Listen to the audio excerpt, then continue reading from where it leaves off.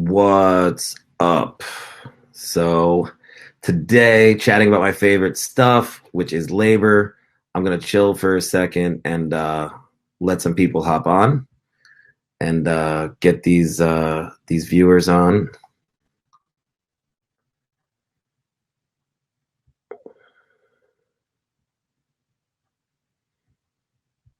Let's give it a sec here while I play with this broadcasting software I'm so obsessed with now.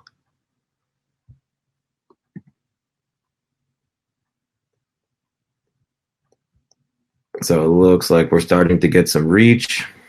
I'm going to give it another few minutes here. Tell me who's here and checking things out. Who are the viewers that are checking things now? Say hello, please.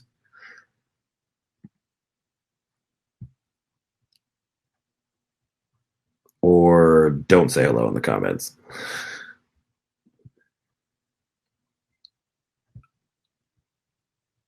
All right, let's crank this thing up. So today I want to talk about labor, which is one of my favorite topics with businesses. I think that, as I said on the top, the team with the best player wins. And a gentleman that I do business with now, a really big guy, as a solar advertiser, the person that actually buys the leads for me, always says this. And he's grown from a couple hundred employees to now I think they're just under 1,000 employees. And he says this all the time. And I've really got to agree with him most of the time. Like maybe if you have great players, but you just have a shit product or a shit coach, it can mess things up. But usually not. Usually the team with the best players and the really strong people are going to be the ones that are able to push forward because our companies are our people. So I've talked a bunch in the past about hiring. And I'm going to go ahead and just paste the link from that chat actually in here. I wanted to do that. So just give me a second here. I had already done like a pretty deep exploration into my hiring methods and some of the personality tests, et cetera, that I use. And it's somewhere else in the group. So I want to put that up. Let's see here. It was quite a while ago. The group has gained so many people and so many posts that now it's like forever to get down to older posts. You know, the search would be nice. That like Tim Bird built into ad leaks. I think that's exactly why he did that.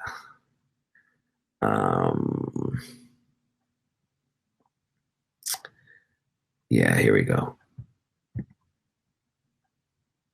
I'm going to share this link so we have it for later.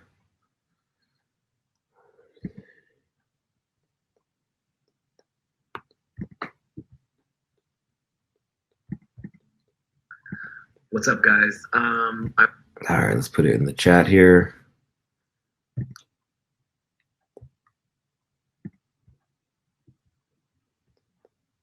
Let's see.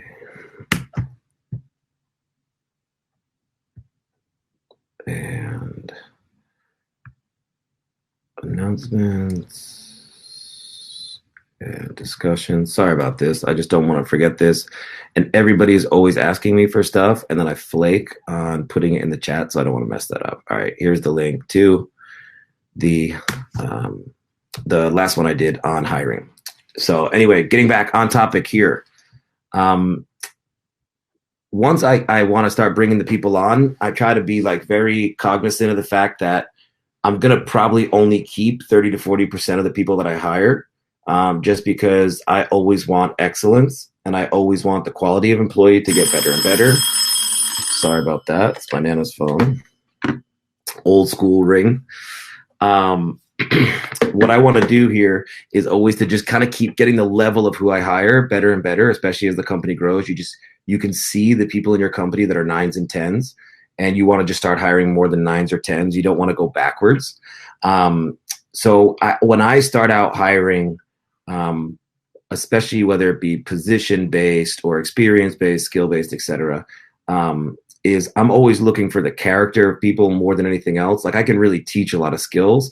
I can't teach character. I always use the example of the person that like cleans their car and does it with a hose and a brush and goes deep. They clean the whole car and they're putting things away. And then they notice like, wow, okay, I missed the spot over here. I missed the spot on the door. There's certain people that are just like, I'll ignore it.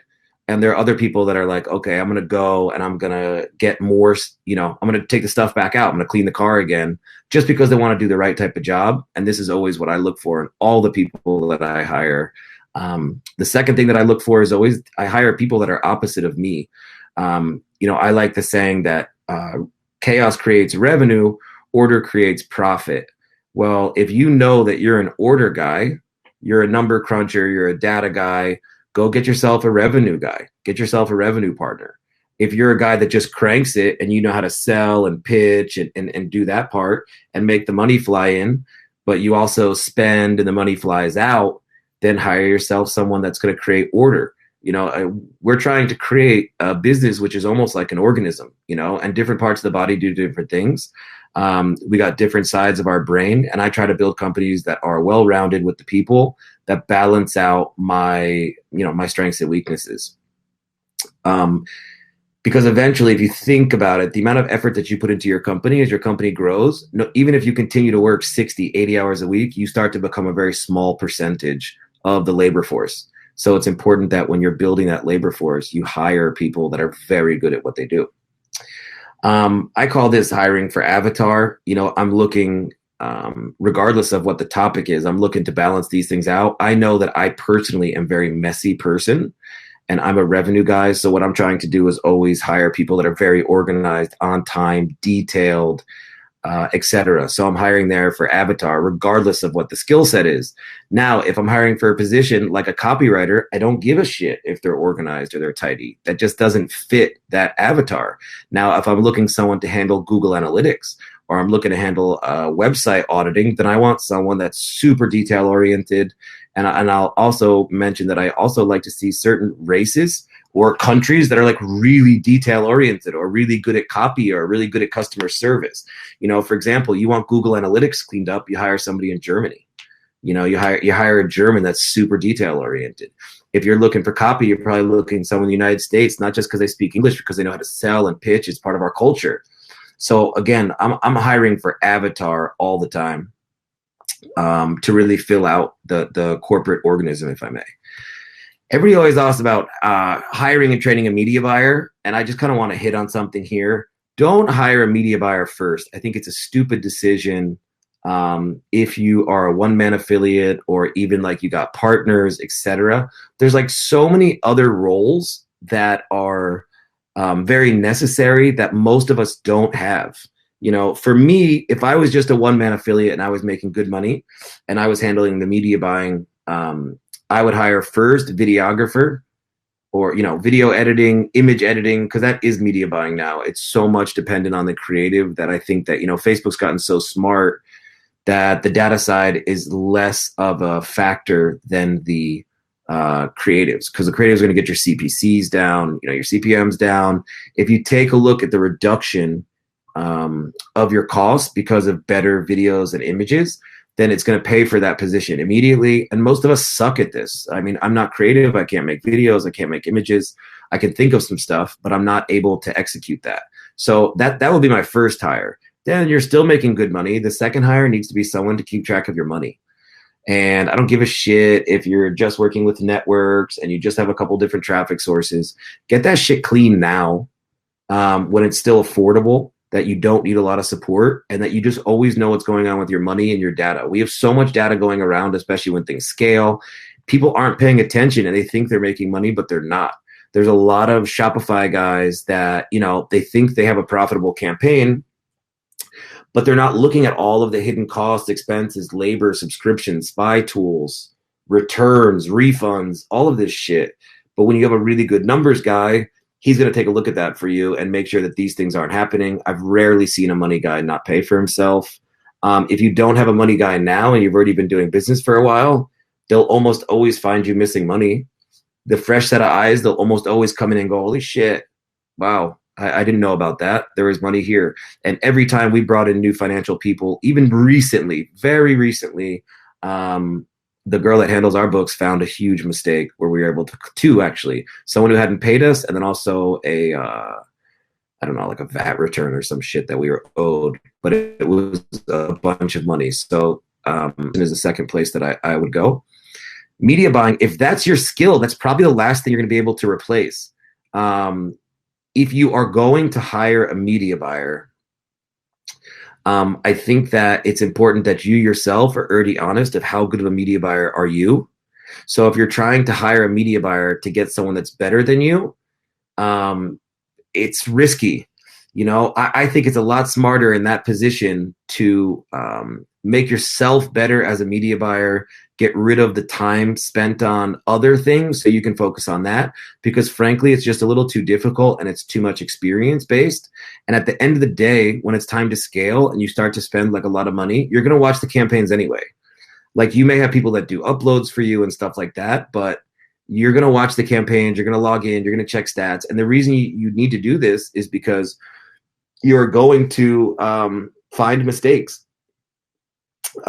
The thing that is important when hiring media buyers, hiring all employees, but especially media buyers, is the fact that they are going to make mistakes. All of your employees are going to make mistakes, but you need to take a look at what type of mistakes, and you need to take a look at when is a media buyer ready to buy media, okay?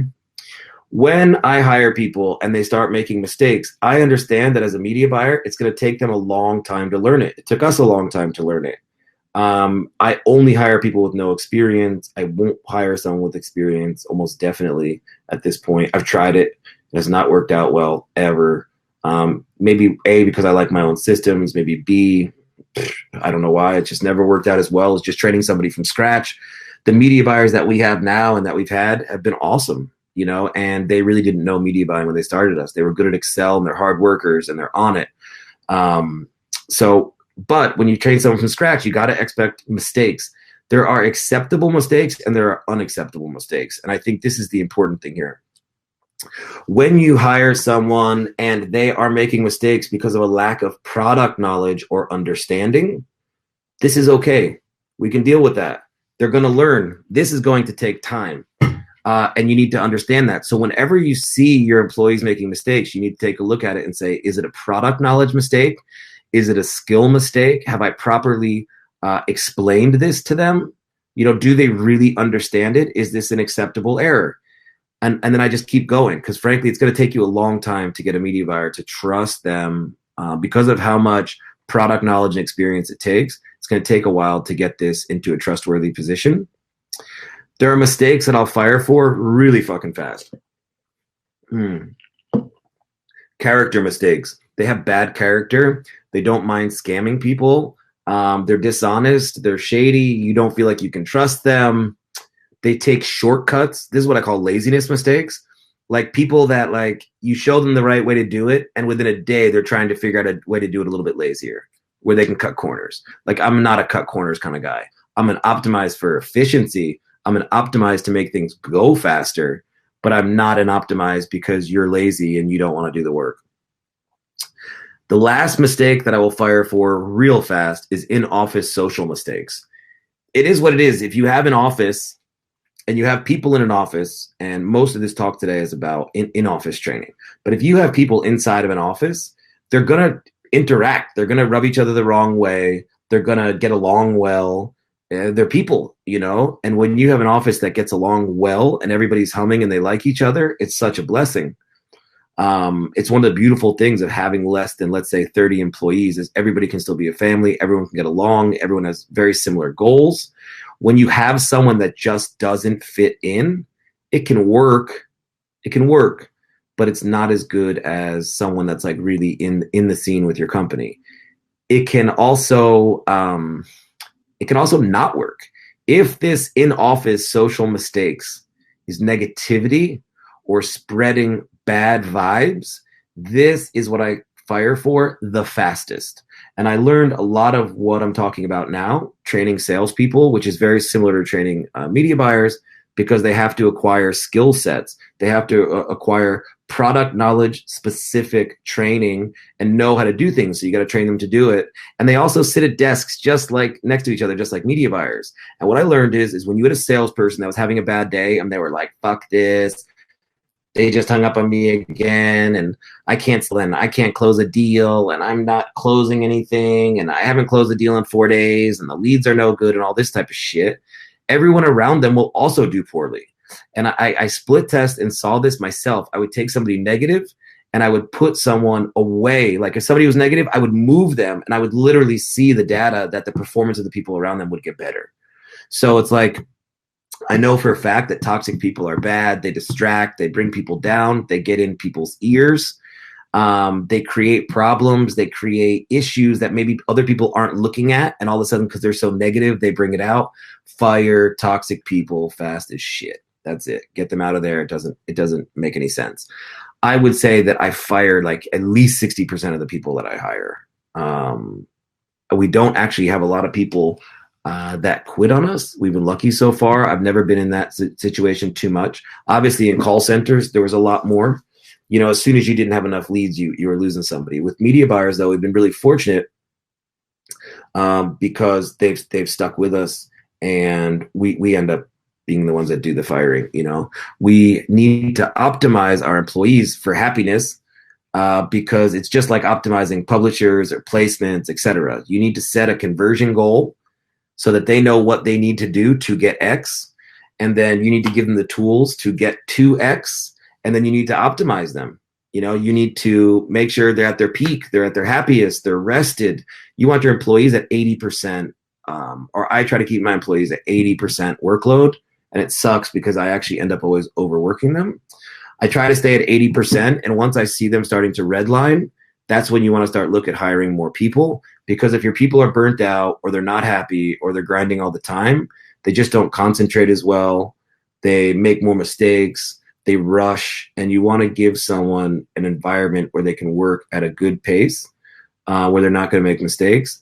That being said, you also need to keep the pace. You are still the boss. You still have the goals and dates and things that need to happen at certain times. So you still need to kind of push the pace. I've got on the bottom here, profitable doesn't mean ready. And this comes back to the experience thing. You know, when you take a look at the media buying that you have done, or I'll use myself, for example, right? You know, my team has not dealt with a lot of account bans before.